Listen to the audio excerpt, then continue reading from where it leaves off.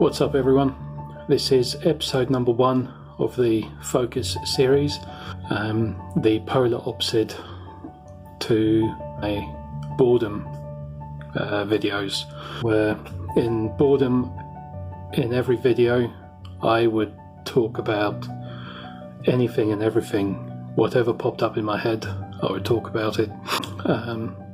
With Focus I'll be focusing on a single subject or topic or object, whatever it is that may be. I'm sure you can probably gather by now what the subject of this video will be. Time management. So time management is something that I have always unknowingly struggled with for many years.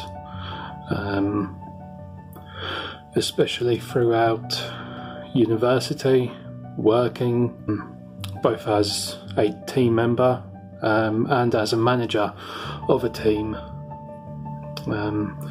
When you're working as a team member where all of your tasks and time are managed by someone else, it's a lot easier and a lot less apparent how much of a headache time management can be. And a lot of people, I think, myself included, definitely take it for granted. We don't always take into account how much additional work is put in by a team a team manager.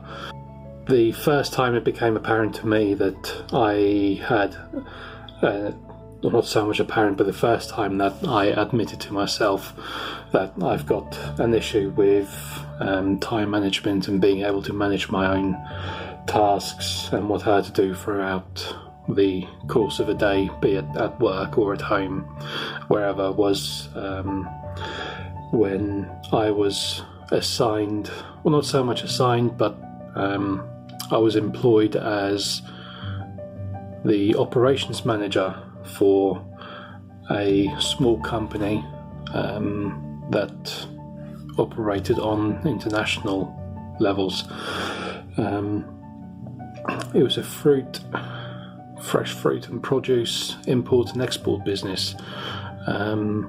Naturally, the international aspect of it, luckily, the only times I had to deal with it was only in Europe. I took a few trips over to Holland, good fun, but they were all day trips, so it was literally 10 to 12 hours of driving, then 4, 5, 6 hours of working, inspecting and purchasing, submitting purchase orders, etc. So yeah, all work, no play. But that's the first time I kind of admitted to myself I need to start thinking about how to manage my time more effectively and how to just basically free up some mental power. Because if you're forever chasing a perfect day or just the efficiency of management of tasks, you're wasting a lot of brain power in doing so. I should have probably realised it earlier in life, especially at university, that I have always had an innate lack of time management. A lot of it came down to having interests outside of university,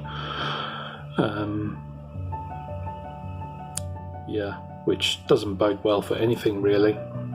So after having worked for this small company as an operations manager, I went to work for another company,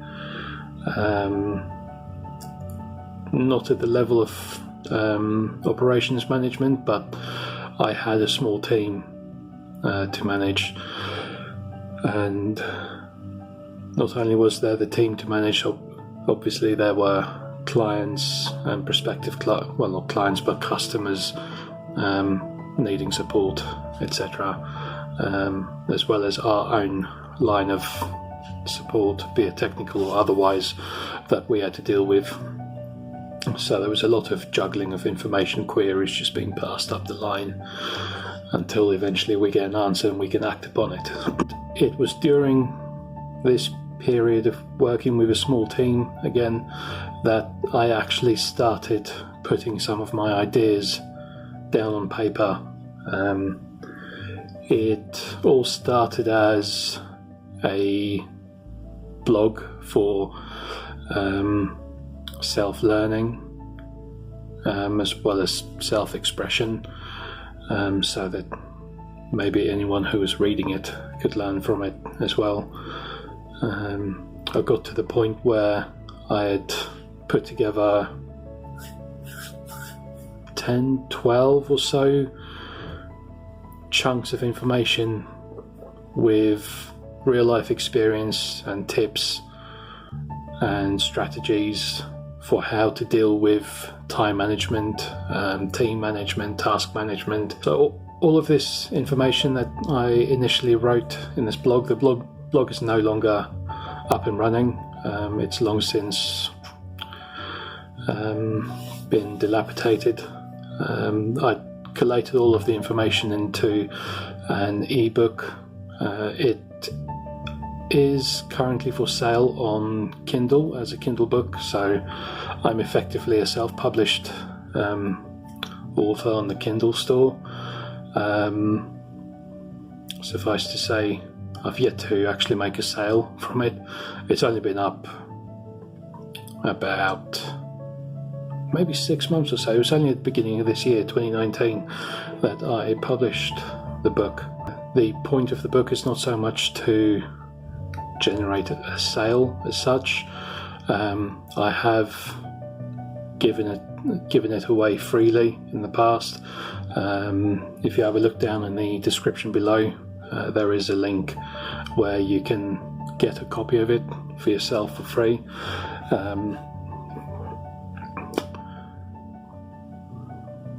But today I am just going to focus on 3 key points or tips for time management. These particular points have helped me quite a lot, and they're the ones that you can even apply them to team management, or if you're having a team meeting, they can be very effective when executed properly. So point number 1 is to eliminate distraction, to focus on the task at hand. Distractions are the most understated time waster and a dangerous time waster, because they are everywhere. On your phone, your tablet, on your computer, at the front door, out the window, they are everywhere.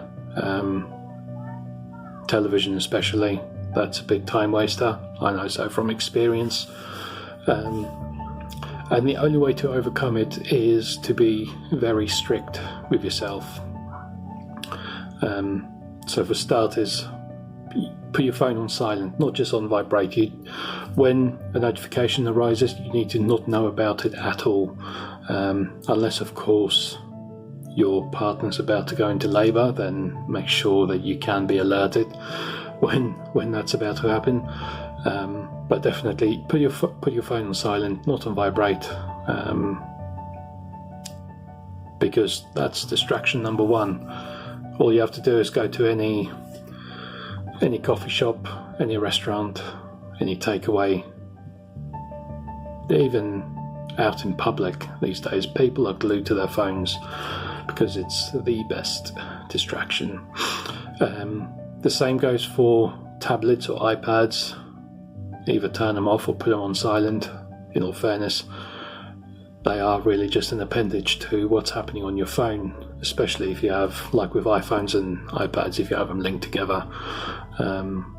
Similarly, laptops, computers, TVs, turn them off unless you need them for the task at hand. If you need a computer or a laptop to carry out the work that you're doing, it's not so easy to turn them off. especially if you rely on them for the work you're doing. So what I tend to do is I use a different browser for doing the work I need to do, or incognito mode in Chrome, purely because it doesn't have your search history and all of your shortcuts in there. So for instance, if you use Chrome on a day-to-day basis, when you need to do work, maybe use Firefox, purely because your bookmarks aren't there. One of my first things I do when I open up my browser is I would often go to the bookmarks bar and just open up a few preset pages as such. So yeah, that's a big distraction. Another distraction, although this one not so easy to isolate, especially if you're working in, say, a coffee shop. Just this morning, for instance, I was with my two colleagues in a coffee shop having a meeting at length. Luckily it was early in the day and wasn't too loud, but coffee shops, restaurants, etc., they can get noisy, but where you can, it's good to isolate yourself from loud or distracting noises. Background noise is one thing, having, say, a TV or radio playing in the background at low volume, or even, for those who prefer white noise, having a fan in the corner of the room or something, that works. But it's the loud, distracting noises that you need to isolate yourself from. So point number 2, and this one's very often overlooked and underused, and that is to use something as simple as a calendar or to-do list. It may sound obvious, but the amount of people who you say to them, use a calendar to schedule in assignments and tasks, or create yourself a to-do list, and they'll nod and agree and say, yeah, sure, whatever. Guaranteed 2-3 days, a week down the line, they're not using the calendar, they're not using the to-do list. So like I say, it's very understated and underused. Once you start using a calendar or a to-do list, or both, effectively, you'll find that your time is far better spent. You're not wasting time thinking about what you have to do, or how much time you have to do certain things, or when deadlines are to be met. If everything's in the calendar, if you have your to-do list of tasks in front of you, then brilliant. That works as a check sheet as well. You can just go for it one by one and knock off all the tasks. The good thing of having a calendar is it acts as a constant reminder of what's ahead. The calendar can be anything. It can be the calendar that's on your phone or your computer, the one that comes with your online mailbox, or if you've got the luxury of having space for a whiteboard in your office, just draw up a grid for the week ahead, or even like a 5x7 grid, 5 weeks, 7 days per week, and then you can just pin some key dates and tasks into that. Whiteboard, corkboard, anything like that. When a new deadline arises, a major deadline, put a sticky note up or pin it on the board, just so again you have that visual reminder, that visual cue that you need to do something by a certain date.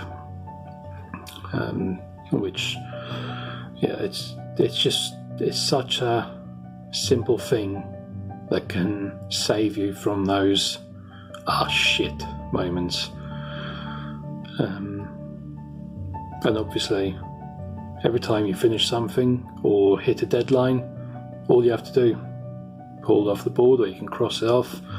It's a great feeling when you can actually cross something off a board, or just remove something from your visual space. You use it as a bit of a brain dump.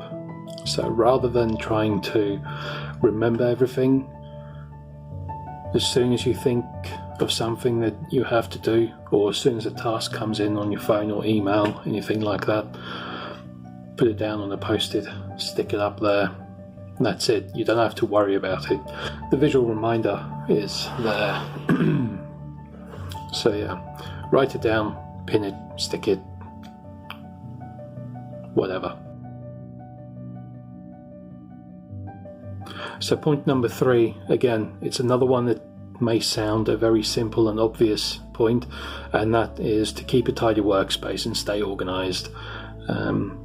Once you have a tidy workspace, and once you've started that process of organizing your tasks day to day, it becomes easier.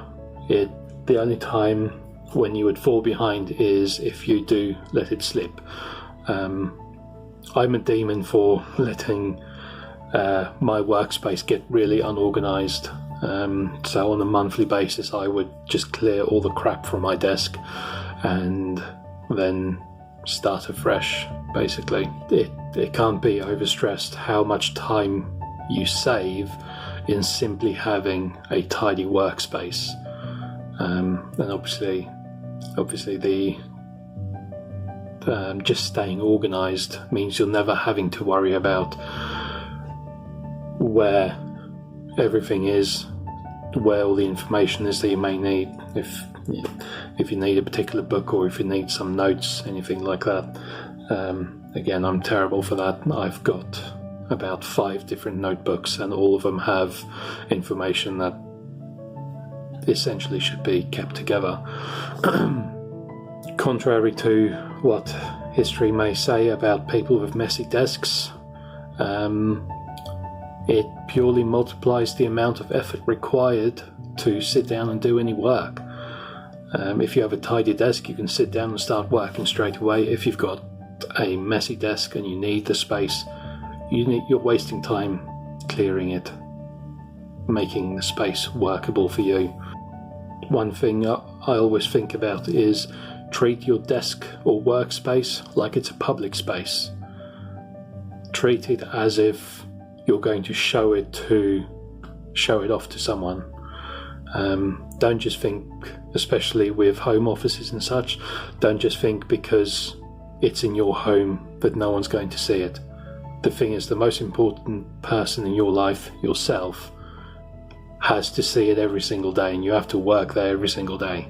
Some simple tips for keeping a tidy and organised workspace is only ever needing the material in front of you that you need to complete the task at hand.